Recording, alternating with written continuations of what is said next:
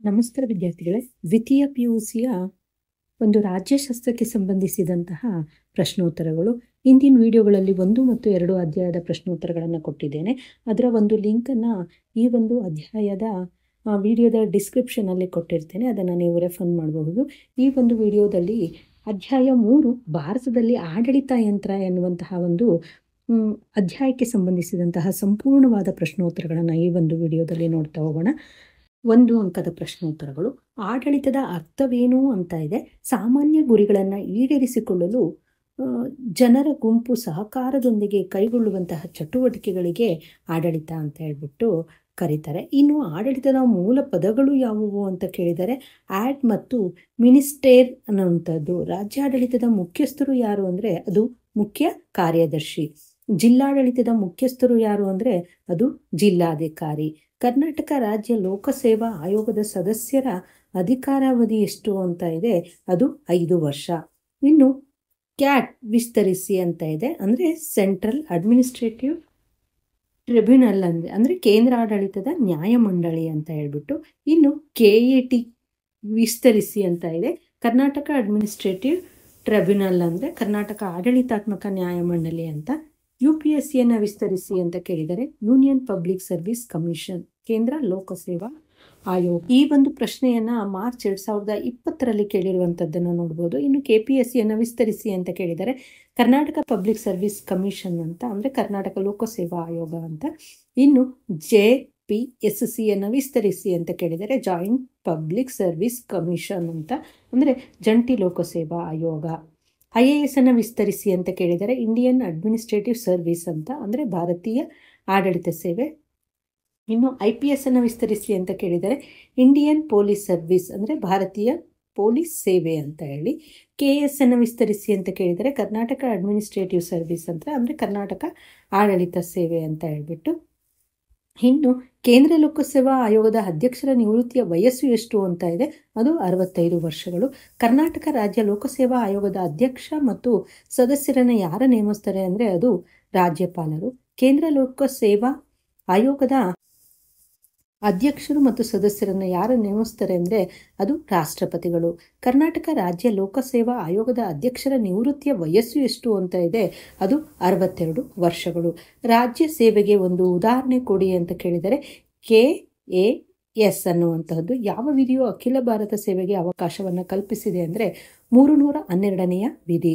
ಅಖಿಲ ಭಾರತ ಸೇವೆಗೆ ಒಂದು ಉದಾಹರಣೆ ಕೊಡಿ ಅಂತ ಕೇಳಿದರೆ ಭಾರತೀಯ ಆಡಳಿತ ಸೇವೆಗಳು IAS ಅಂತ. ನೋಡಿ, ಈ ಒಂದು ಪ್ರಶ್ನೆಯನ್ನು ಜೂನ್ 2015ರಲ್ಲಿ ಮತ್ತು ಅದೇ 2015ರಲ್ಲಿ ಮತ್ತು ಸೆಪ್ಟೆಂಬರ್ 2020ರಲ್ಲಿ ಈ ಒಂದು ಪ್ರಶ್ನೆ ರಿಪೀಟ್ ಆಗಿರುವಂಥದ್ದನ್ನು ನೋಡ್ಬೋದು. ಲಾಲ್ ಬಹದ್ದೂರ್ ಶಾಸ್ತ್ರಿ ಅಕಾಡೆಮಿ ಎಲ್ಲಿದೆ ಅಂತಂದರೆ ಅದು ಮೈಸೂರಿನಲ್ಲಿದೆ. ಇನ್ನು ಸರ್ದಾರ್ ವಲ್ಲಭಭಾಯಿ ಪಟೇಲ್ ಅಕಾಡೆಮಿ ಎಲ್ಲಿದೆ ಅಂದರೆ ಅದು ಹೈದರಾಬಾದ್ನಲ್ಲಿದೆ. ಕೇಂದ್ರ ಸೇವೆಗೆ ಒಂದು ಉದಾಹರಣೆ ಕೊಡಿ ಅಂತ ಕೇಳಿದರೆ ಅದು ಭಾರತೀಯ ವಿದೇಶಿ ಸೇವೆಗಳು.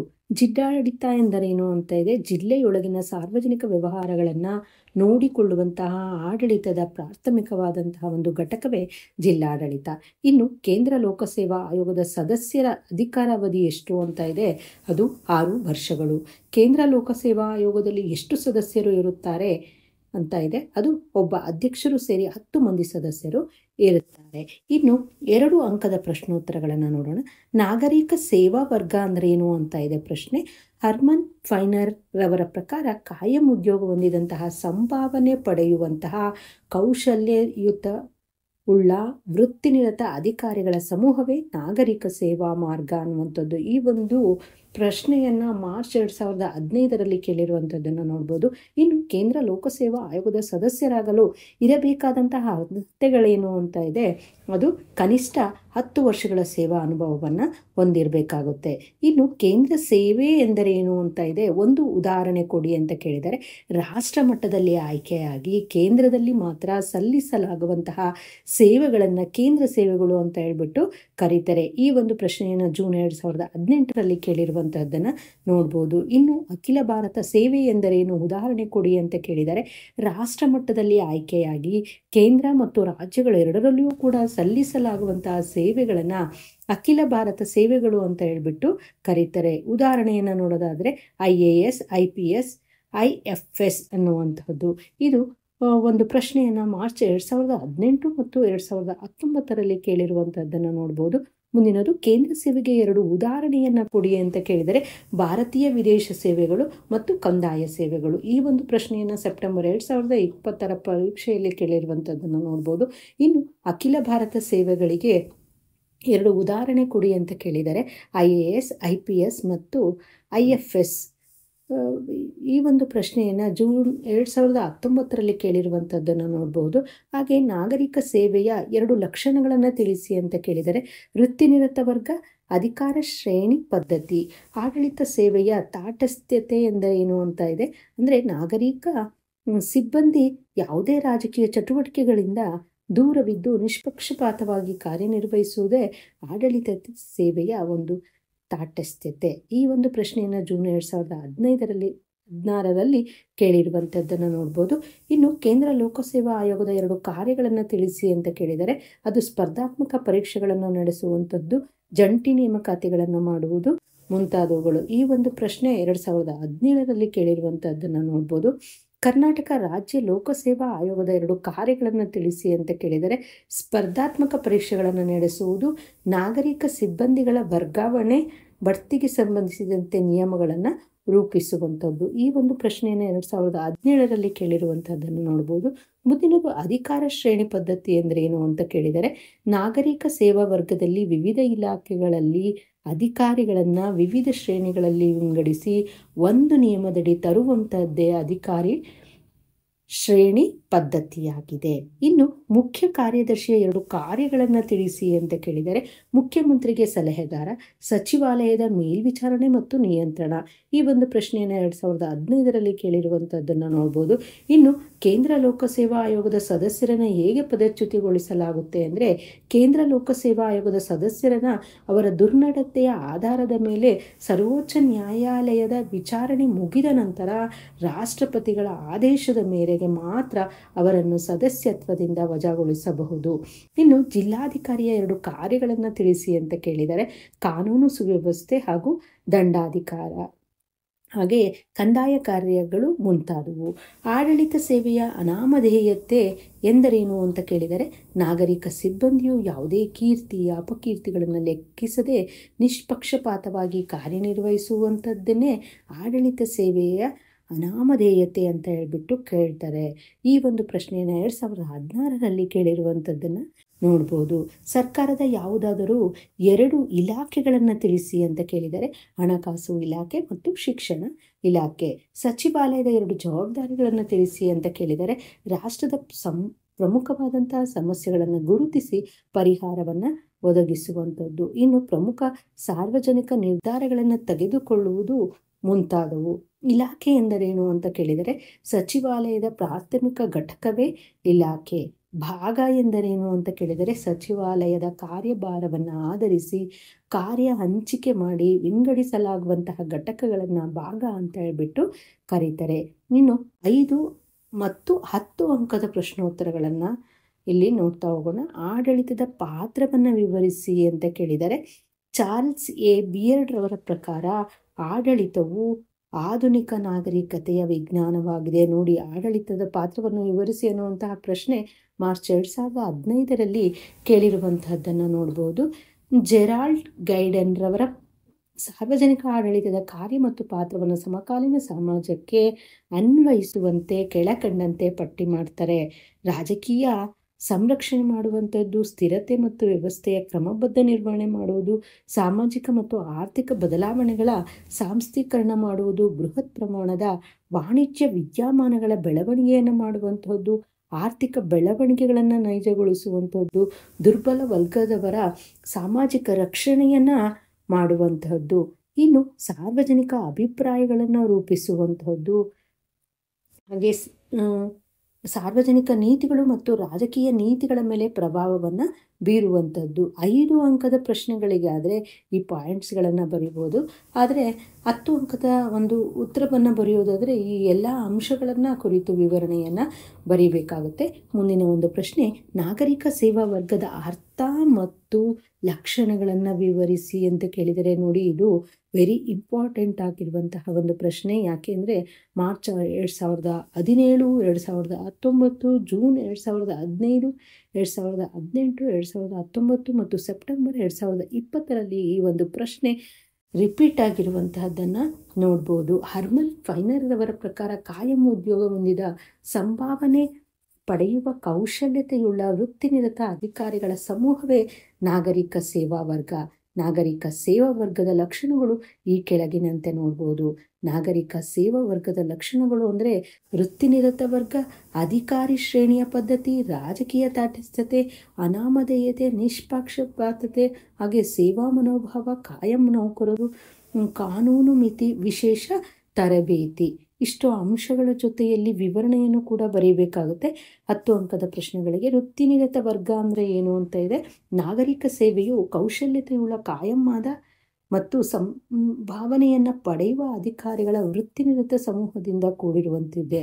ಇದೊಂದು ಪೂರ್ಣ ಸಮಯ ಮತ್ತು ನಿರಂತರವಾದಂತಹ ಸೇವೆಯಾಗಿರ್ತದೆ. ಇನ್ನು ಅಧಿಕಾರಿ ಶ್ರೇಣಿ ಪದ್ಧತಿ ಅಂದರೆ ನಾಗರಿಕ ಸೇವಾ ವರ್ಗದಲ್ಲಿ ಅಧಿಕಾರಿಗಳನ್ನು ವಿವಿಧ ಶ್ರೇಣಿಗಳಲ್ಲಿ ವಿಂಗಡಿಸಿ ಒಂದು ನಿಯಮದಡಿ ತರುವುದೇ ಅಧಿಕಾರ ಶ್ರೇಣಿ ಪದ್ಧತಿ. ಪ್ರತಿಯೊಬ್ಬ ನಾಗರಿಕ ಸಿಬ್ಬಂದಿಯು ಅವನ ನಂತರದ ಉನ್ನತ ಅಧಿಕಾರಿಯ ಆದೇಶಗಳನ್ನು ಪಾಲಿಸಬೇಕಾಗುತ್ತೆ. ಮೇಲಾಧಿಕಾರಿಯು ಕೆಳ ಅಧಿಕಾರಿಗಳ ಕಾರ್ಯನಿರ್ವಹಣೆಯನ್ನು ಗಮನಿಸಿರ್ತಾನೆ. ಅಧಿಕಾರವು ಮೇಲ್ಸ್ತರದಿಂದ ನಡೀತಾ ಇದ್ದು ಆಡಳಿತವನ್ನು ಸ್ಥಿರತೆಗೆ ತರುವಲ್ಲಿ ಇದು ಸಹಾಯವನ್ನು ಮಾಡ್ತದೆ. ಇನ್ನು ರಾಜಕೀಯ ತಾಟಸ್ಥತೆ ಅಂತ ಕೇಳಿದರೆ ನಾಗರಿಕ ಸೇವಾ ಸಿಬ್ಬಂದಿಯು ಎಲ್ಲ ರೀತಿಯ ರಾಜಕೀಯ ಚಟುವಟಿಕೆಗಳಿಂದ ದೂರ ಇರ್ತದೆ.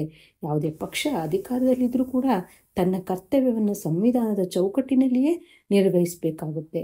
ಇನ್ನು ಅನಾಮಧೇಯತೆ ಅನ್ನುವಂತಹ ಪಾಯಿಂಟು, ನಾಗರಿಕ ಸಿಬ್ಬಂದಿಗಳು ತೆರೆಯ ಮರೆಯಲ್ಲಿ ಕೆಲಸ ಮಾಡುವಂತಿರಬೇಕು. ಒಳ್ಳೆಯ ಕೆಲಸಕ್ಕಾಗಿ ಪ್ರಶಂಸೆ ಅಥವಾ ತೆಗಳಿಕೆಗಳು ಬಂದರೆ ಅದು ಇಲಾಖೆಯ ಸಚಿವರಿಗೆ ಅನ್ವಯವಾಗ್ತದೆಯೇ ವಿನಃ ನಾಗರಿಕ ಸಿಬ್ಬಂದಿಗಲ್ಲ. ಇನ್ನು ನಿಷ್ಪಕ್ಷಪಾತತೆ ಅನ್ನುವಂತಹದ್ದು, ನಾಗರಿಕ ಸಿಬ್ಬಂದಿಗಳು ತಮ್ಮ ಕರ್ತವ್ಯವನ್ನು ನಿರ್ವಹಿಸುವಾಗ ಸಮಾಜದ ಯಾವುದೇ ಗುಂಪು ಅಥವಾ ಸಮಾಜದ ಯಾವುದೇ ಒಂದು ವರ್ಗದ ಪರವಾಗಿ ವರ್ತಿಸದೆ ನಿಷ್ಪಕ್ಷಪಾತವಾಗಿ ಕಾನೂನನ್ನು ಪಾಲಿಸಬೇಕಾಗುತ್ತೆ. ಇನ್ನು ಸೇವಾ ಮನೋಭಾವ, ನಾಗರಿಕ ಸೇವಾ ವರ್ಗ ಸಮಾಜ ಕಲ್ಯಾಣಕ್ಕಾಗಿ ಕಾರ್ಯನಿರ್ವಹಿಸಬೇಕಾಗುತ್ತೆ. ಸಾರ್ವಜನಿಕರಿಗಾಗಿ ಸೇವೆ ಮಾಡುವ ಮನಸ್ಸು ಮತ್ತು ಹಂಬಲವನ್ನು ಹೊಂದಿರುವಂಥದ್ದು ಇದರ ಒಂದು ಪ್ರಮುಖವಾದಂತಹ ಲಕ್ಷಣವಾಗಿದೆ. ಇನ್ನು ಕಾಯಂ ನೌಕರರು, ನಾಗರಿಕ ಸಿಬ್ಬಂದಿಗಳನ್ನು ಕಾಯಂ ಕಾರ್ಯಾಂಗವೆಂದು ಕೂಡ ಕರೆಯಲಾಗ್ತದೆ. ಅವರು ನೇಮಕವಾದಾಗಿನಿಂದ ನಿವೃತ್ತಿ ಆಗುವವರೆಗೂ ಕೂಡ ತಮ್ಮ ಕರ್ತವ್ಯವನ್ನು ನಿರ್ವಹಿಸ್ತಾರೆ. ಕೇಂದ್ರ ಮತ್ತು ರಾಜ್ಯ ಸರ್ಕಾರಿ ನೌಕರರ ನಿವೃತ್ತಿಯ ವಯಸ್ಸು 60 ವರ್ಷಗಳಾಗಿರುತ್ತೆ. ಇನ್ನು ಕಾನೂನು ಮಿತಿ ಹೇಗಿರುತ್ತೆ ಅಂದರೆ ಪ್ರತಿಯೊಬ್ಬ ನಾಗರಿಕ ಸಿಬ್ಬಂದಿಯೂ ಕೂಡ ನಿರ್ದಿಷ್ಟ ಕಾನೂನಿನ ಮಿತಿಯಲ್ಲಿ ಕಾರ್ಯನಿರ್ವಹಿಸಬೇಕಾಗ್ತದೆ. ಕಾನೂನು ಉಲ್ಲಂಘಿಸಿದಂತಹ ಸಿಬ್ಬಂದಿಯ ವಿರುದ್ಧ ಶಿಸ್ತು ಕ್ರಮವನ್ನು ತೆಗೆದುಕೊಳ್ಬೇಕಾಗುತ್ತೆ. ಇನ್ನು ವಿಶೇಷ ತರಬೇತಿ ಯಾವ ರೀತಿಯಾಗಿರುತ್ತೆ ಅಂದರೆ ಸಿಬ್ಬಂದಿಯು ಆಡಳಿತದಲ್ಲಿ ವಿಶೇಷ ಕೌಶಲ್ಯವನ್ನು ಪಡೆಯಲು ಅವರನ್ನು ಸೇವಾ ಅವಧಿಯಲ್ಲಿ ತರಬೇತಿಗೆ ನಿಯೋಜಿಸಲಾಗುತ್ತೆ. ಸೇವಾ ಸಿಬ್ಬಂದಿಯನ್ನು ತಾವು ನಿರ್ವಹಿಸುವಂತಹ ಕಾರ್ಯಕ್ಕೆ ಸಂಬಂಧಿಸಿದಂತೆ ವಿಶೇಷವಾದ ತರಬೇತಿಯನ್ನು ನೀಡಿ ಉತ್ತಮ ಕಾರ್ಯವನ್ನು ನಿರ್ವಹಿಸಲು ಸಿದ್ಧಗೊಳಿಸಲಾಗುತ್ತೆ. ಇನ್ನು ಅಖಿಲ ಭಾರತ ಸೇವೆ ಬಗ್ಗೆ ಟಿಪ್ಪಣಿ ಬರೆಯಿರಿ ಅಂತ ಇದೆ. ಈ ಒಂದು ಪ್ರಶ್ನೆಯನ್ನು ಜೂನ್ 2016ರಲ್ಲಿ ಕೇಳಿರುವಂಥದ್ದನ್ನು ನೋಡ್ಬೋದು. ರಾಷ್ಟ್ರ ಮಟ್ಟದಲ್ಲಿ ಆಯ್ಕೆಯಾಗಿ ಕೇಂದ್ರ ಹಾಗೂ ರಾಜ್ಯ ಸರ್ಕಾರಗಳೆರಡರಲ್ಲಿಯೂ ನಿರ್ವಹಿಸಲಾಗುವಂತಹ ಸೇವೆಗಳನ್ನು ಅಖಿಲ ಭಾರತ ಸೇವೆಗಳು ಅಂತ ಹೇಳ್ಬಿಟ್ಟು ಕರೀತಾರೆ. ಪ್ರಸ್ತುತ ಭಾರತವು 3 ರೀತಿಯ ಅಖಿಲ ಭಾರತ ಸೇವೆಗಳನ್ನು ಹೊಂದಿದೆ. ಭಾರತ ಸಂವಿಧಾನದ 312ನೆಯ ವಿಧಿಯು ಅಖಿಲ ಭಾರತ ಸೇವೆಗಳಿಗೆ ಅವಕಾಶವನ್ನು ನೀಡಿದೆ. ಅಖಿಲ ಭಾರತ ಸೇವೆಗಳಿಗೆ ಉದಾಹರಣೆಗಳು ಅಂದರೆ ಭಾರತೀಯ ಆಡಳಿತ ಸೇವೆಗಳಾದಂಥ IAS ಮತ್ತು ಭಾರತೀಯ ಪೊಲೀಸ್ ಸೇವೆಗಳು ಅಂದರೆ IPS. ಇನ್ನು ಭಾರತೀಯ ಅರಣ್ಯ ಸೇವೆಗಳು ಅಂದರೆ IFS ಅನ್ನುವಂತಹದ್ದು. ಹಾಗೆ ಈ ಮೇಲ್ಕಂಡ 3 ಸೇವೆಗಳನ್ನು ಅಖಿಲ ಭಾರತ ಸೇವೆಗಳು ಅಂತ ಹೇಳ್ಬಿಟ್ಟು ಕರೆಯಲಾಗುತ್ತೆ.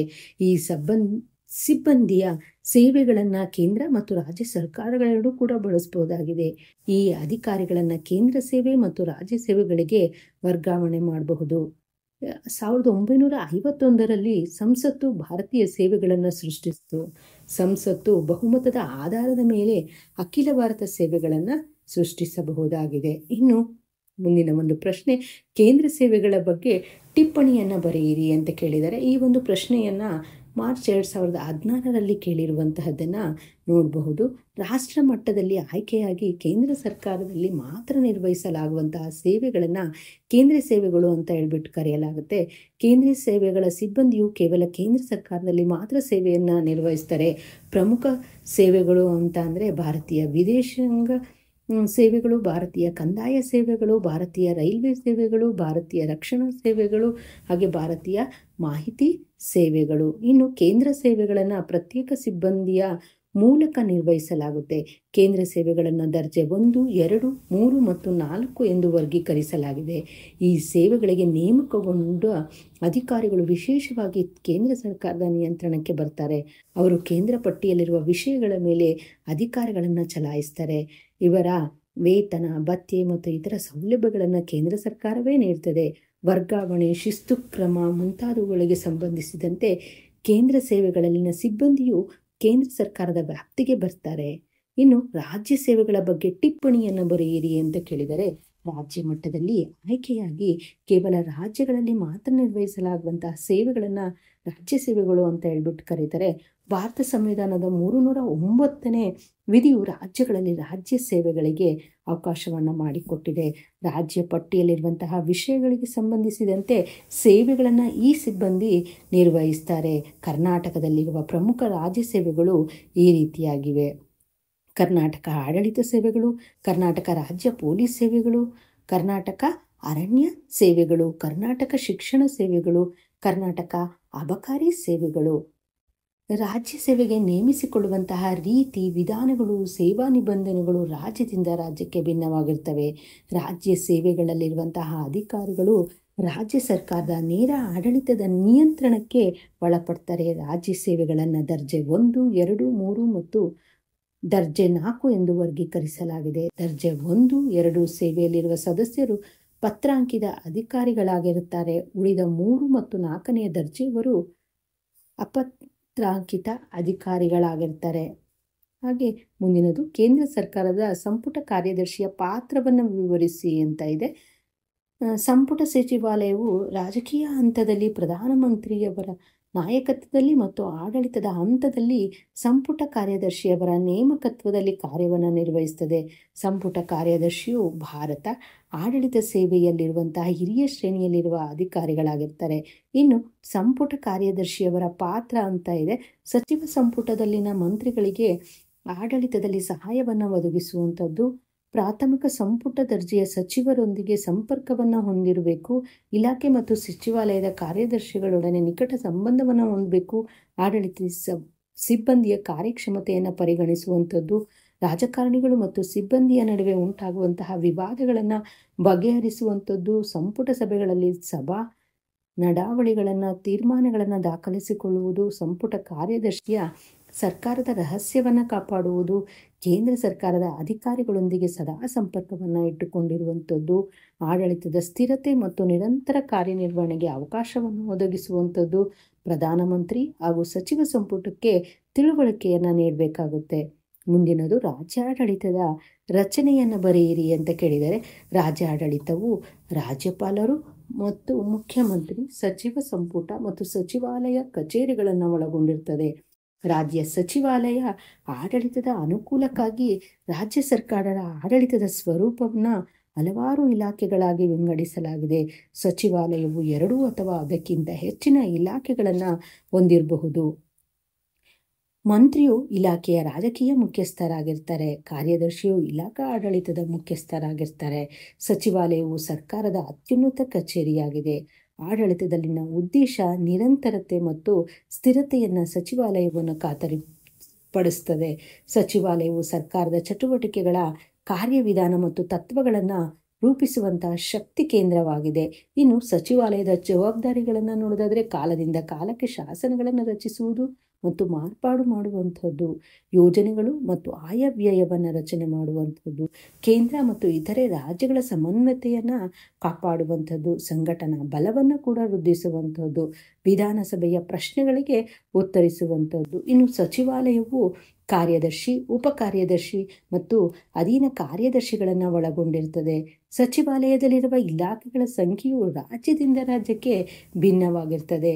ಬಹುತೇಕ ರಾಜ್ಯಗಳಲ್ಲಿ ಸಾಮಾನ್ಯವಾಗಿರುವಂತಹ ಇಲಾಖೆಗಳು ಈ ರೀತಿಯಾಗಿವೆ: ಸಿಬ್ಬಂದಿ ಮತ್ತು ಆಡಳಿತದ ಸುಧಾರಣೆ ಇಲಾಖೆ, ಗೃಹ ಮತ್ತು ಸಾರಿಗೆ ಇಲಾಖೆ, ಹಣಕಾಸು ಮತ್ತು ಯೋಜನೆ, ಶಿಕ್ಷಣ, ಕಂದಾಯ ಮತ್ತು ಅಬಕಾರಿ, ಲೋಕೋಪಯೋಗಿ ಇಲಾಖೆ, ಅರಣ್ಯ, ಇಂಧನ, ಕೃಷಿ, ಸಹಕಾರ, ಸಮಾಜ ಕಲ್ಯಾಣ ಇಲಾಖೆ ಮುಂತಾದವುಗಳು. ಮುಂದಿನ ಒಂದು ಪ್ರಶ್ನೆ, ಮುಖ್ಯ ಕಾರ್ಯದರ್ಶಿಯ ಕರ್ತವ್ಯದ ಬಗ್ಗೆ ಟಿಪ್ಪಣಿಯನ್ನು ಬರೆಯಿರಿ ಅಂತ ಕೇಳಿದರೆ ನೋಡಿ, ಈ ಒಂದು ಪ್ರಶ್ನೆ ಅತ್ಯಂತ ಇಂಪಾರ್ಟೆಂಟ್ ಆಗಿರುವಂಥದ್ದು.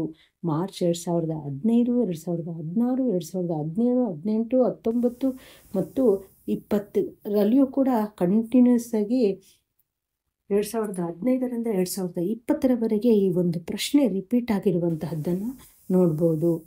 ಇದು ಪ್ರತಿ ರಾಜ್ಯ ಸರ್ಕಾರದಲ್ಲಿಯೂ ಮುಖ್ಯ ಕಾರ್ಯದರ್ಶಿಯು ಸಚಿವಾಲಯದ ಆಡಳಿತಾತ್ಮಕತೆಗೆ ಮುಖ್ಯಸ್ಥರಾಗಿರ್ತಾರೆ. ಆತನು ಆಡಳಿತಾತ್ಮಕ ವ್ಯವಸ್ಥೆಯ ಜವಾಬ್ದಾರಿಯನ್ನು ಹೊಂದಿರ್ತಾನೆ. ಸಚಿವಾಲಯದ ಎಲ್ಲ ಇಲಾಖೆಗಳು ಕೂಡ ಈತನ ಅಧೀನದಲ್ಲಿಯೇ ಕಾರ್ಯವನ್ನು ನಿರ್ವಹಿಸ್ತವೆ. ಇನ್ನು ಕಾರ್ಯದರ್ಶಿಯು ಮುಖ್ಯಮಂತ್ರಿಗೆ ಸಲಹೆಗಾರರಾಗಿರ್ತಾರೆ. ಸಚಿವಾಲಯದ ಸಾಮಾನ್ಯ ಮೇಲ್ವಿಚಾರಣೆ ಮತ್ತು ನಿಯಂತ್ರಣ ಅಧಿಕಾರವನ್ನು ಹೊಂದಿರ್ತಾರೆ. ಇತರೆ ಕಾರ್ಯದರ್ಶಿಗಳು ನಿರ್ವಹಿಸದ ಜವಾಬ್ದಾರಿ ಮತ್ತು ಕಾರ್ಯಗಳನ್ನು ಗಮನಿಸುತ್ತಾರೆ. ಸಮಿತಿಗಳು ಮತ್ತು ಉಪಸಮಿತಿಗಳ ಸದಸ್ಯರಾಗಿರ್ತಾರೆ. ಇನ್ನು ಕೇಂದ್ರ ಹಾಗೂ ಇತರೆ ರಾಜ್ಯ ಸರ್ಕಾರಗಳ ನಡುವೆ ಸಂಪರ್ಕವನ್ನು ಸಾಧಿಸ್ತಾರೆ. ರಾಜ್ಯದ ಸದಸ್ಯತ್ವವನ್ನು ಪಡೆದಿರುವ ವಲಯ ಕೌನ್ಸಿಲ್ಗಳ ಸದಸ್ಯರಾಗಿರ್ತಾರೆ. ಸಚಿವಾಲಯದ ಸಿಬ್ಬಂದಿಯ ಮೇಲೆ ಸಂಪೂರ್ಣ ನಿಯಂತ್ರಣವನ್ನು ಹೊಂದಿರ್ತಾರೆ. ನಾಗರಿಕ ಸೇವೆಗಳ ಮುಖ್ಯಸ್ಥರಾಗಿ ಕಾರ್ಯವನ್ನು ನಿರ್ವಹಿಸ್ತಾರೆ. ಪ್ರಮುಖ ಮತ್ತು ರಹಸ್ಯವಾದ ಮಾಹಿತಿಗಳನ್ನು ಪಡೆದು ಮುಖ್ಯಮಂತ್ರಿಗಳಿಗೆ ತಲುಪಿಸ್ತಾರೆ. ಹಾಗೆ ಮುಂದಿನ ಒಂದು ಪ್ರಶ್ನೆ, ಜಿಲ್ಲಾಧಿಕಾರಿಯು ಯಾವುದಾದ್ರೂ 5 ಕಾರ್ಯಗಳನ್ನು ವಿವರಿಸಿ ಅಂತ ಕೇಳಿದರೆ, ಈ ಒಂದು ಪ್ರಶ್ನೆಯು ಕೂಡ ಅಷ್ಟೇ 2019, 2020, 2015, 2016 ಮತ್ತು 2020ರಲ್ಲಿ ಈ ಒಂದು ಪ್ರಶ್ನೆ ರಿಪೀಟ್ ಆಗಿರುವಂಥದ್ದನ್ನು ನೋಡ್ಬೋದು. ಸೊ ಈ ಒಂದು ಪ್ರಶ್ನೆಗೆ ಹೆಚ್ಚಿನ ಒಂದು ಗಮನವನ್ನು ಕೊಟ್ಟು ಸರಿಯಾಗಿ ಅಭ್ಯಾಸವನ್ನು ಮಾಡಬೇಕಾಗುತ್ತೆ. ಜಿಲ್ಲೆಯೊಳಗಿನ ಸಾರ್ವಜನಿಕ ವ್ಯವಹಾರಗಳನ್ನು ನೋಡಿಕೊಳ್ಳುವ ಆಡಳಿತಾತ್ಮಕ ಘಟಕವನ್ನು ಜಿಲ್ಲಾಡಳಿತ ಅಂತ ಹೇಳ್ಬಿಟ್ಟು ಕರೀತಾರೆ. ಜಿಲ್ಲಾಡಳಿತವು ರಾಜ್ಯದ ಪ್ರಾಥಮಿಕ ಆಡಳಿತಾತ್ಮಕ ಘಟಕವಾಗಿದೆ. ಜಿಲ್ಲಾಧಿಕಾರಿಯು ಆಡಳಿತದ ಮುಖ್ಯಸ್ಥರಾಗಿರ್ತಾರೆ. ಜಿಲ್ಲಾಧಿಕಾರಿಯ ಕಾರ್ಯಗಳನ್ನು ನೋಡೋದಾದರೆ ಕಾನೂನು ಸುವ್ಯವಸ್ಥೆ ಹಾಗೂ ದಂಡಾಧಿಕಾರ, ಕಂದಾಯ ಕಾರ್ಯಗಳು, ಅಭಿವೃದ್ಧಿಯ ಕಾರ್ಯಗಳು, ನಿಯಂತ್ರಣ ಕಾರ್ಯಗಳು, ಚುನಾವಣಾ ಅಧಿಕಾರಿಗಳು, ಪೌರಾಡಳಿತದ ಕಾರ್ಯಗಳು, ವಿಪತ್ತು ನಿರ್ವಹಣಾ ಕಾರ್ಯಗಳು, ಸಾರ್ವಜನಿಕ ಕುಂದುಕೊರತೆಗಳ ನಿವಾರಣೆ, ಭೂಸ್ವಾಧೀನ ಕಾರ್ಯಗಳು, ಜನಗಣತಿಯ ಕಾರ್ಯಗಳು. ಆದರೆ ಕಾನೂನು ಸುವ್ಯವಸ್ಥೆ ಹಾಗೂ ದಂಡಾಧಿಕಾರ, ಜಿಲ್ಲಾಧಿಕಾರಿಗಳು ಜಿಲ್ಲೆಯ ದಂಡಾಧಿಕಾರಿಗಳಾಗಿದ್ದು ಜಿಲ್ಲೆಯ ಕಾನೂನು ಮತ್ತು ಸುವ್ಯವಸ್ಥೆಯನ್ನು ನಿರ್ವಹಿಸುವುದರ ಜೊತೆಗೆ ಜಿಲ್ಲಾ ದಂಡಾಧಿಕಾರಿಯಾಗಿ ಕಾರ್ಯವನ್ನು ನಿರ್ವಹಿಸ್ತಾರೆ. ಇನ್ನು ಕಂದಾಯದ ಕಾರ್ಯಗಳನ್ನು ನೋಡೋದಾದರೆ ದಾಖಲೆಗಳ ನಿರ್ವಹಣೆ, ಭೂ ಕಂದಾಯದ ನಿರ್ಧಾರ ಮತ್ತು ಸಂಗ್ರಹಣೆ, ಸಾರ್ವಜನಿಕ ಬಾಕಿ ವಸೂಲಾತಿ, ಭೂ ವಿವಾದಗಳ ನಿರ್ವಹಣೆ ಮುಂತಾದ ಕಾರ್ಯಗಳನ್ನು ನಿರ್ವಹಿಸುವರು. ಈ ಕಾರ್ಯಗಳನ್ನು ಸಹಾಯಕ ಆಯುಕ್ತರು ಹಾಗೂ ತಹಶೀಲ್ದಾರರ ಸಹಾಯವನ್ನು ಪಡೆಯುವರು. ಅಭಿವೃದ್ಧಿಯ ಕಾರ್ಯಗಳನ್ನು ನೋಡೋದಾದರೆ ಜಿಲ್ಲಾಧಿಕಾರಿಗಳು ಸಾರ್ವಜನಿಕ ಆರೋಗ್ಯ, ಶಿಕ್ಷಣ, ಸಾಮಾಜಿಕ ಕಲ್ಯಾಣ, ಹಿಂದುಳಿದ ವರ್ಗ ಮತ್ತು ಅಲ್ಪಸಂಖ್ಯಾತರ ಕಲ್ಯಾಣ ಮತ್ತು ರಕ್ಷಣಾ ಕಾರ್ಯಗಳನ್ನು ನಿರ್ವಹಿಸ್ತಾರೆ. ಇನ್ನು ನಿಯಂತ್ರಣ ಕಾರ್ಯಗಳನ್ನು ನೋಡೋದಾದರೆ ಅದು ಆಹಾರ ಮತ್ತು ನಾಗರಿಕ ಸರಬರಾಜು ಹಾಗೂ ಅವಶ್ಯಕ ವಸ್ತುಗಳ ಹಂಚಿಕೆ ಮತ್ತು ನಿಯಂತ್ರಣಗಳನ್ನು ಒಳಗೊಂಡಿದೆ. ಇದರ ಜೊತೆಗೆ ಅಬಕಾರಿ, ಸ್ಟ್ಯಾಂಪ್ ಮತ್ತು ನೋಂದಣಿಗಳ ನಿಯಂತ್ರಣವನ್ನು ಕೂಡ ಮಾಡುವರು. ಇನ್ನು ಚುನಾವಣಾ ಕಾರ್ಯಗಳು ಅಂತಂದರೆ ಜಿಲ್ಲಾಧಿಕಾರಿಯು ಜಿಲ್ಲೆಯು ಚುನಾವಣಾ ಅಧಿಕಾರಿಯಾಗಿ ಕಾರ್ಯವನ್ನು ನಿರ್ವಹಿಸ್ತಾರೆ. ಎಲ್ಲ ಚುನಾವಣೆಗಳ ಉಸ್ತುವಾರಿಯನ್ನು ಹೊಂದಿರ್ತಾರೆ. ಇನ್ನು ಪೌರಾಡಳಿತದ ಕಾರ್ಯಗಳನ್ನು ನೋಡೋದಾದರೆ ಜಿಲ್ಲಾಧಿಕಾರಿಯು ನಗರದ ಸ್ಥಳೀಯ ಸಂಸ್ಥೆಗಳ ಮೇಲ್ವಿಚಾರಣೆ ಮತ್ತು ಅವುಗಳ ಕಾರ್ಯಗಳ ಬಗ್ಗೆ ಜವಾಬ್ದಾರಿಯನ್ನು ಹೊಂದಿರ್ತಾರೆ. ನಗರ ಪ್ರದೇಶಗಳಲ್ಲಿ ಕಡುಬಡವರಿಗಾಗಿ ವಿವಿಧ ಇಲಾಖೆಗಳು ಹಾಕಿಕೊಳ್ಳುವಂತಹ ಬಡತನ ನಿವಾರಣಾ ಕಾರ್ಯಗಳ ಜಾರಿಯೂ ಕೂಡ ಜಿಲ್ಲಾಧಿಕಾರಿಗಳ ಮೇಲ್ವಿಚಾರಣೆಯಲ್ಲಿ ನಡೀತವೆ. ವಿಪತ್ತು ನಿರ್ವಹಣಾ ಕಾರ್ಯಗಳು ಪ್ರವಾಹ, ಬರಗಾಲ, ಬೆಂಕಿ, ಅಪಘಾತ, ಭೂಕಂಪ ಮತ್ತು ಇತರೆ ಪ್ರಕೃತಿ ವಿಕೋಪಗಳು ಸಂಭವಿಸಿದ ಸಂದರ್ಭಗಳಲ್ಲಿ ಜಿಲ್ಲಾಡಳಿತವು ತೊಂದರೆಗೊಳಗಾದ ಜನತೆಗೆ ಸ್ಪಂದಿಸುವ ಕಾರ್ಯದಲ್ಲಿ ನಿರತವಾಗ್ತದೆ. ವಿವಿಧ ಇಲಾಖೆಗಳ ಸಮನ್ವಯತೆಯ ಮೂಲಕ ಇಂತಹ ಸಂದರ್ಭಗಳನ್ನು ಸಮರ್ಥವಾಗಿ ಎದುರಿಸಬೇಕಾಗುವುದು. ಇನ್ನು ಸಾರ್ವಜನಿಕ ಕುಂದುಕೊರತೆಗಳ ನಿವಾರಣಾ ಕಾರ್ಯಗಳನ್ನು ನೋಡೋದಾದರೆ, ಜಿಲ್ಲಾಧಿಕಾರಿಯು ಜಿಲ್ಲಾ ಸಾರ್ವಜನಿಕ ಕುಂದುಕೊರತೆಗಳ ಅಧಿಕಾರಿಯಾಗಿದ್ದು ಜಿಲ್ಲೆಯ ಎಲ್ಲ ಇಲಾಖೆಗಳು ಸರಿಯಾಗಿ ಕಾರ್ಯಗಳನ್ನು ನಿರ್ವಹಿಸುತ್ತವೆ ಎಂಬುದರ ಬಗ್ಗೆ ಮೇಲ್ವಿಚಾರಣೆ ಮಾಡುವ ಸಂಪೂರ್ಣ ಜವಾಬ್ದಾರಿಯನ್ನು ಹೊಂದಿರ್ತಾರೆ. ಇನ್ನು ಭೂಸ್ವಾಧೀನ ಕಾರ್ಯಗಳು ಸಾರ್ವಜನಿಕ ಉದ್ದೇಶ ಮತ್ತು ಅಭಿವೃದ್ಧಿಗಾಗಿ ಭೂಮಿಯನ್ನು ಸ್ವಾಧೀನಪಡಿಸಿಕೊಳ್ಳುವಂತಹ ಅಧಿಕಾರ ಜಿಲ್ಲಾಧಿಕಾರಿಗಳಿಗಿದೆ. ಇನ್ನು ಜನಗಣತಿಯ ಕಾರ್ಯಗಳು ಕಾಲಕಾಲಕ್ಕೆ ಮಾಡುವಂತಹ ರಾಷ್ಟ್ರೀಯ ಮಟ್ಟದ ಜನಗಣತಿ ಕಾರ್ಯವು ಜಿಲ್ಲಾಧಿಕಾರಿಗಳ ಮೇಲ್ವಿಚಾರಣೆಯಲ್ಲಿ ನಡೆಯುತ್ತದೆ. ಮುಂದಿನದು ಕೇಂದ್ರೀಯ ಆಡಳಿತಾತ್ಮಕ ನ್ಯಾಯಮಂಡಳಿಯ ಬಗ್ಗೆ ಟಿಪ್ಪಣಿಯನ್ನು ಬರೆಯಿರಿ ಅಂತ ಕೇಳಿದರೆ, ಕೇಂದ್ರ ಸರ್ಕಾರದ ನೇಮಕಾತಿ ಮತ್ತು ಸೇವಾ ಪರಿಸ್ಥಿತಿಗಳಲ್ಲಿ ಕಂಡುಬರುವಂತಹ ಪ್ರಕರಣಗಳಿಗೆ ನ್ಯಾಯವನ್ನು ಒದಗಿಸಿಕೊಡುವಂತಹ ಉದ್ದೇಶದಿಂದ ಕೇಂದ್ರೀಯ ಆಡಳಿತಾತ್ಮಕ ನ್ಯಾಯಮಂಡಳಿ ಸ್ಥಾಪನೆಯಾಯಿತು. ಭಾರತದ ಸಂವಿಧಾನದ 323ನೇ ವಿಧಿಯನ್ವಯ ಆಡಳಿತಾತ್ಮಕ ನ್ಯಾಯಮಂಡಳಿಯನ್ನು ಸ್ಥಾಪಿಸಿ ವಿವಿಧ ನ್ಯಾಯಾಲಯಗಳಲ್ಲಿ ದೀರ್ಘಾವಧಿಯನ್ನು ತೆಗೆದುಕೊಂಡು ಉಂಟಾಗುತ್ತಿದ್ದ ಒತ್ತಡವನ್ನು ಕಡಿಮೆ ಮಾಡಿ ಸಿಬ್ಬಂದಿಗೆ ದುಬಾರಿಯಲ್ಲದ ಹಾಗೂ ಪರಿಣಾಮಕಾರಿ ಪರಿಹಾರವನ್ನು ಒದಗಿಸುತ್ತದೆ. 1985ರ ಆಡಳಿತಾತ್ಮಕ ನ್ಯಾಯ ನಿಯಮಗಳು ಪ್ಯಾರಾಮಿಲಿಟರಿ ಸದಸ್ಯರು, ಕೇಂದ್ರದ ಸೇನಾ ಬಲ, ಸರ್ವೋಚ್ಚ ನ್ಯಾಯಾಲಯದ ಅಧಿಕಾರಿಗಳು ಅಥವಾ ನೇಮಕಗೊಂಡ ಸಂಸತ್ತಿನ ಸಚಿವಾಲಯದ ಸಿಬ್ಬಂದಿಗಳ ಅಥವಾ ರಾಜ್ಯ ಅಥವಾ ಕೇಂದ್ರಾಡಳಿತ ಪ್ರದೇಶಗಳ ಶಾಸಕಾಂಗ ಸಚಿವಾಲಯದ ಸಿಬ್ಬಂದಿಗಳಿಗೆ ಈ ನಿಯಮಗಳು ಅನ್ವಯಿಸುವುದಿಲ್ಲ. ಉಚ್ಚ ನ್ಯಾಯಾಲಯದ ನ್ಯಾಯಾಧೀಶ ಅಥವಾ ನಿವೃತ್ತ ನ್ಯಾಯಾಧೀಶರು ಕೇಂದ್ರೀಯ ಆಡಳಿತಾತ್ಮಕ ನ್ಯಾಯಮಂಡಳಿಯ ಅಧ್ಯಕ್ಷರಾಗಿರುತ್ತಾರೆ. ಅಲ್ಲದೆ ಪ್ರಾಧಿಕಾರವು 16 ಉಪಾಧ್ಯಕ್ಷರು ಮತ್ತು 49 ಸದಸ್ಯರನ್ನು ಒಳಗೊಂಡಿದೆ.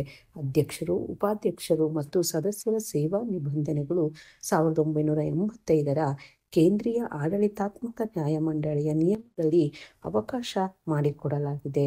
ಇನ್ನು ಕೇಂದ್ರೀಯ ಆಡಳಿತಾತ್ಮಕ ನ್ಯಾಯಮಂಡಳಿಯ ಉದ್ಯೋಗಿಗಳು ತಮ್ಮ ಕರ್ತವ್ಯವನ್ನು ಅಧ್ಯಕ್ಷರ ಸಾಮಾನ್ಯ ಮಾರ್ಗದರ್ಶನದಲ್ಲಿ ನಿರ್ವಹಿಸುತ್ತಾರೆ. ನ್ಯಾಯಮಂಡಳಿಯ ಅಧಿಕಾರಿಗಳ ಮತ್ತು ಇತರೆ ಉದ್ಯೋಗಿಗಳ ವೇತನ ಮತ್ತು ಭತ್ಯೆಗಳು ಮತ್ತು ನಿಬಂಧನೆಗಳನ್ನು ಕೇಂದ್ರ ಸರ್ಕಾರವು ನಿರ್ಧರಿಸುತ್ತದೆ.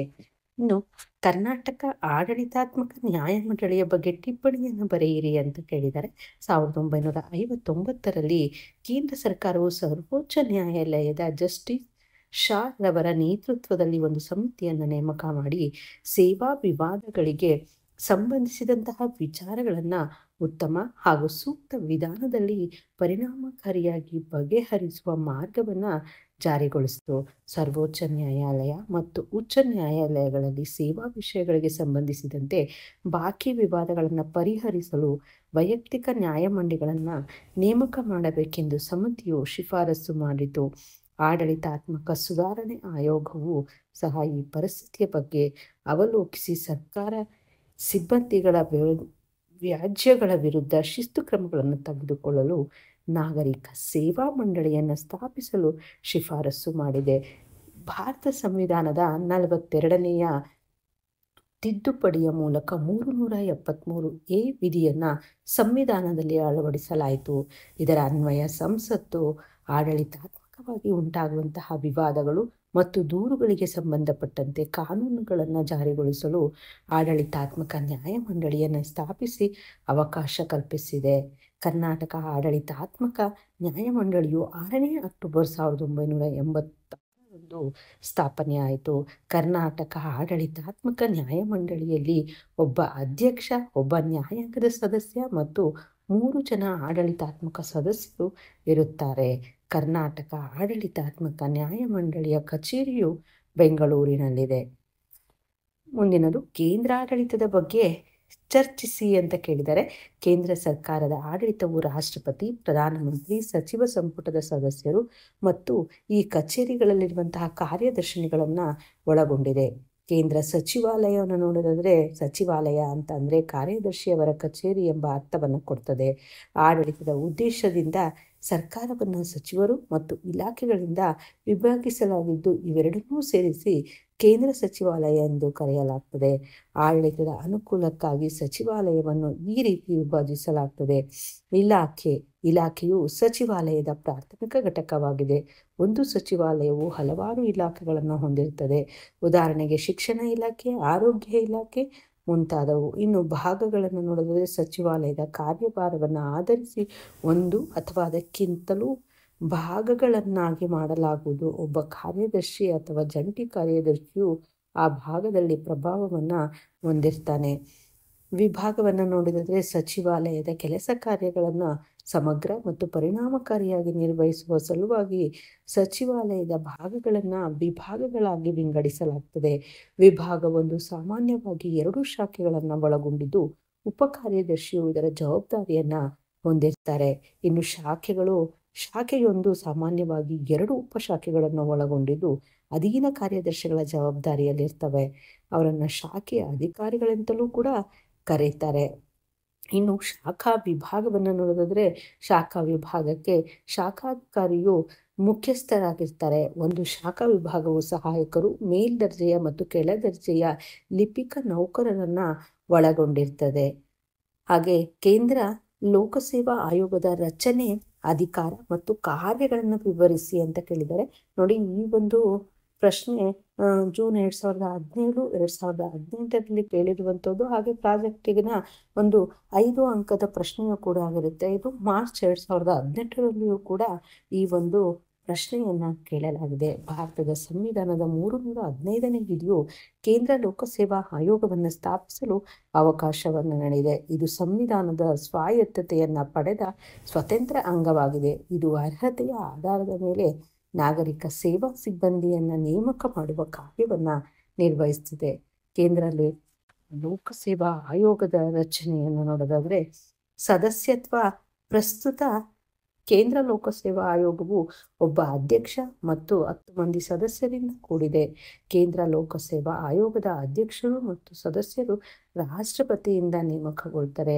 ಅಧಿಕಾರಾವಧಿಯನ್ನು ನೋಡೋದಾದರೆ ಕೇಂದ್ರ ಲೋಕಸೇವಾ ಆಯೋಗದ ಸದಸ್ಯರ ಮತ್ತು ಅಧ್ಯಕ್ಷರ ಅಧಿಕಾರಾವಧಿ 6 ವರ್ಷಗಳು. ಕೇಂದ್ರ ಲೋಕಸೇವಾ ಆಯೋಗದ ಅಧ್ಯಕ್ಷರು ಮತ್ತು ಸದಸ್ಯರ ನಿವೃತ್ತಿಯ ನಂತರ ಪುನರ್ ನೇಮಕಾತಿಗೆ ಅವಕಾಶ ಇರೋದಿಲ್ಲ. ಆದರೂ ಕೇಂದ್ರ ಲೋಕಸೇವಾ ಆಯೋಗದ ಸದಸ್ಯರನ್ನ ಕೇಂದ್ರ ಅಥವಾ ರಾಜ್ಯ ಲೋಕಸೇವಾ ಆಯೋಗದ ಅಧ್ಯಕ್ಷರನ್ನಾಗಿ ನೇಮಿಸಬಹುದು. ವೇತನ ಮತ್ತು ಸೇವಾ ನಿಯಮಗಳು ಅಂದರೆ ಕೇಂದ್ರ ಲೋಕಸೇವಾ ಆಯೋಗದ ಅಧ್ಯಕ್ಷರು ಮತ್ತು ಸದಸ್ಯರ ವೇತನ ಮತ್ತು ಸವಲತ್ತುಗಳು ರಾಷ್ಟ್ರಪತಿಗಳು ನಿರ್ಧರಿಸ್ತಾರೆ. ಸರ್ಕಾರದ ಅತ್ಯುನ್ನತ ದರ್ಜೆಯ ಅಧಿಕಾರಿಗಳಿಗೆ ಹೋಲಿಸಿದಾಗ ಇವರಿಗೆ ಹೆಚ್ಚಿನ ವೇತನವನ್ನು ನೀಡಲಾಗ್ತದೆ. ಪದಚ್ಯುತಿ. ಕೇಂದ್ರ ಲೋಕಸೇವಾ ಆಯೋಗದ ಸದಸ್ಯರನ್ನ ಅವರ ದುರ್ನಡತೆಯ ಆಧಾರದ ಮೇಲೆ ಸರ್ವೋಚ್ಚ ನ್ಯಾಯಾಲಯದ ವಿಚಾರಣೆಗೆ ಮುಗಿದ ನಂತರ ರಾಷ್ಟ್ರಪತಿಗಳ ಆದೇಶದ ಮೇರೆಗೆ ಅವರನ್ನು ಸದಸ್ಯತ್ವದಿಂದ ವಜಾಗೊಳಿಸಲಾಗಬಹುದು. ಇನ್ನು ಕೇಂದ್ರ ಲೋಕಸೇವಾ ಆಯೋಗದ ಕಾರ್ಯಗಳು ಅಂತ ಇದೆ. ವಿವಿಧ ನಾಗರಿಕ ಸೇವೆಗಳಿಗೆ ನೇಮಕ ಮಾಡಲು ಸ್ಪರ್ಧಾತ್ಮಕ ಪರೀಕ್ಷೆಗಳನ್ನು ನಡೆಸುವಂತಹದ್ದು. ಜಂಟಿ ಸೇವೆಗಳಿಗೆ ಅಗತ್ಯವಾದಂತಹ ಜಂಟಿ ನೇಮಕಾತಿಗಳನ್ನು ಮಾಡುವುದು. ನೇಮಕಾತಿಯ ವಿಧಾನ ಮತ್ತು ಶಿಸ್ತು ಕ್ರಮಕ್ಕೆ ಸಂಬಂಧಿಸಿದಂತೆ ಸರ್ಕಾರಕ್ಕೆ ತಿಳುವಳಿಕೆಯನ್ನು ನೀಡುವುದು. ಬಡ್ತಿ ಮತ್ತು ವರ್ಗಾವಣೆಗಳಿಗೆ ಸಂಬಂಧಿಸಿದಂತೆ ಸರ್ಕಾರಕ್ಕೆ ತಿಳುವಳಿಕೆಯನ್ನು ನೀಡುವುದು. ಅಂತರ್ ಸೇವೆಗಳಿಗೆ ಸಂಬಂಧಿಸಿದಂತೆ ಸರ್ಕಾರಕ್ಕೆ ತಿಳುವಳಿಕೆಯನ್ನು ನೀಡುವುದು. ಸಂಸತ್ತಿನ ಕಾಯ್ದೆಯಲ್ಲಿ ಒದಗಿಸಿರುವಂತಹ ಹೆಚ್ಚುವರಿ ಕಾರ್ಯಗಳನ್ನು ಕೈಗೊಳ್ಳುವುದು. ತಮ್ಮ ಕರ್ತವ್ಯ ನಿರ್ವಹಣೆಗೆ ಸಂಬಂಧಿಸಿದ ವಾರ್ಷಿಕ ವರದಿಯನ್ನು ರಾಷ್ಟ್ರಪತಿಗೆ ಸಲ್ಲಿಸುವಂತಹದ್ದು. ಇನ್ನು ಕರ್ನಾಟಕ ಲೋಕಸೇವಾ ಆಯೋಗದ ರಚನೆ ಮತ್ತು ಕಾರ್ಯಗಳನ್ನು ವಿವರಿಸಿ ಅಂತ ಇದೆ. ಭಾರತ ಸಂವಿಧಾನವು ಪ್ರತಿ ರಾಜ್ಯದಲ್ಲಿ ಒಂದು ರಾಜ್ಯ ಲೋಕಸೇವಾ ಆಯೋಗವನ್ನು ಸ್ಥಾಪಿಸಲು ಅವಕಾಶ ನೀಡಿದೆ. ಇದು ರಾಜ್ಯ ನಾಗರಿಕ ಸೇವೆಗಳಿಗೆ ಅರ್ಹರಾದ ಸಿಬ್ಬಂದಿಯನ್ನು ನೇಮಕ ಮಾಡುವಂತಹ ಕಾರ್ಯವನ್ನು ನಿರ್ವಹಿಸ್ತದೆ. ಇನ್ನು ಕರ್ನಾಟಕ ಲೋಕಸೇವಾ ಆಯೋಗದ ರಚನೆ ನೋಡೋದಾದರೆ ನೇಮಕಾತಿ. ಕರ್ನಾಟಕ ರಾಜ್ಯ ಲೋಕಸೇವಾ ಆಯೋಗದ ಅಧ್ಯಕ್ಷರು ಮತ್ತು ಸದಸ್ಯರನ್ನು ರಾಜ್ಯಪಾಲರು ನೇಮಿಸ್ತಾರೆ. ಇವರನ್ನು ರಾಜ್ಯ ಸಚಿವ ಸಂಪುಟದ ಶಿಫಾರಸು ಮಾಡಿರ್ತದೆ. ಅಧಿಕಾರಾವಧಿಯನ್ನು ನೋಡೋದಾದರೆ ಕರ್ನಾಟಕ ರಾಜ್ಯ ಲೋಕಸೇವಾ ಆಯೋಗದ ಅಧ್ಯಕ್ಷರು ಮತ್ತು ಸದಸ್ಯರ 6 ವರ್ಷ ಅವಧಿಯಾಗಿರುತ್ತೆ. ಇನ್ನು ಕರ್ನಾಟಕ ರಾಜ್ಯ ಲೋಕಸೇವಾ ಆಯೋಗದ ಅಧ್ಯಕ್ಷರು ಮತ್ತು ಸದಸ್ಯರ ನಿವೃತ್ತಿಯ ನಂತರ ಪುನರ್ ನೇಮಕಕ್ಕೆ ಅವಕಾಶವಿಲ್ಲ. ವೇತನ ಮತ್ತು ಇತರೆ ಸವಲತ್ತುಗಳನ್ನು ನೋಡೋದಾದರೆ ಕರ್ನಾಟಕ ರಾಜ್ಯ ಲೋಕಸೇವಾ ಆಯೋಗದ ಅಧ್ಯಕ್ಷರು ಮತ್ತು ಸದಸ್ಯರ ವೇತನ ಮತ್ತು ಇತರ ಭತ್ಯೆಗಳು ರಾಜ್ಯ ಶಾಸನ ಸಭೆಯಿಂದ ನಿರ್ಧರಿಸಲ್ಪಟ್ಟಿರ್ತದೆ. ಅದರ ಪದಚ್ಯುತಿಯನ್ನು ನೋಡೋದಾದರೆ ಕರ್ನಾಟಕ ರಾಜ್ಯ ಲೋಕಸೇವಾ ಆಯೋಗದ ಅಧ್ಯಕ್ಷರು ಮತ್ತು ಸದಸ್ಯರನ್ನು ವಜಾ ಮಾಡಲು ಕೇಂದ್ರ ಲೋಕಸೇವಾ ಆಯೋಗ ಅನುಸರಿಸುವ ವಿಧಾನವನ್ನೇ ಅನುಸರಿಸಲಾಗುತ್ತದೆ. ಹಾಗೆ ಕರ್ನಾಟಕ ರಾಜ್ಯ ಲೋಕಸೇವಾ ಆಯೋಗದ ಕಾರ್ಯಗಳನ್ನು ನೋಡೋದಾದರೆ ರಾಜ್ಯ ಸೇವೆಗಳಿಗೆ ಸಿಬ್ಬಂದಿಯನ್ನು ಆಯ್ಕೆ ಮಾಡಲು ಸ್ಪರ್ಧಾತ್ಮಕ ಪರೀಕ್ಷೆಗಳನ್ನು ನಡೆಸುವಂಥದ್ದು, ಇಲಾಖಾ ಪರೀಕ್ಷೆಗಳನ್ನು ನಡೆಸುವಂಥದ್ದು, ಸಿಬ್ಬಂದಿಗಳ ವರ್ಗಾವಣೆ, ಬಡ್ತಿ ಮತ್ತು ಸೇವೆಗೆ ಸಂಬಂಧಿಸಿದಂತೆ ನಿಯಮಗಳನ್ನು ರೂಪಿಸುವಂಥದ್ದು, ರಾಜ್ಯ ನಾಗರಿಕ ಸೇವೆಗಳಿಗೆ ಸಂಬಂಧಿಸಿದಂತಹ ಸಮಸ್ಯೆಗಳ ಬಗ್ಗೆ ಸರ್ಕಾರಕ್ಕೆ ಸಲಹೆಯನ್ನು ನೀಡುವುದು. ಆಯೋಗ ತನ್ನ ಕರ್ತವ್ಯದ ಬಗ್ಗೆ ರಾಜ್ಯಪಾಲರಿಗೆ ವಾರ್ಷಿಕ ವರದಿಯನ್ನು ನೀಡುವಂತಹದ್ದು. ಇಷ್ಟು ದ್ವಿತೀಯ PUCಯ ರಾಜ್ಯಶಾಸ್ತ್ರದ 3ನೇ ಅಧ್ಯಾಯಕ್ಕೆ ಸಂಬಂಧಿಸಿದಂತಹ ಸಂಪೂರ್ಣವಾದಂತಹ ಒಂದು ಪ್ರಶ್ನೋತ್ತರಗಳಾಗಿತ್ತು. ಮುಂದಿನ ಒಂದು ಅಧ್ಯಾಯದ ಪ್ರಶ್ನೋತ್ತರಗಳನ್ನು ಮುಂದಿನ ವಿಡಿಯೋದಲ್ಲಿ ನೋಡೋಣ. ಧನ್ಯವಾದಗಳು.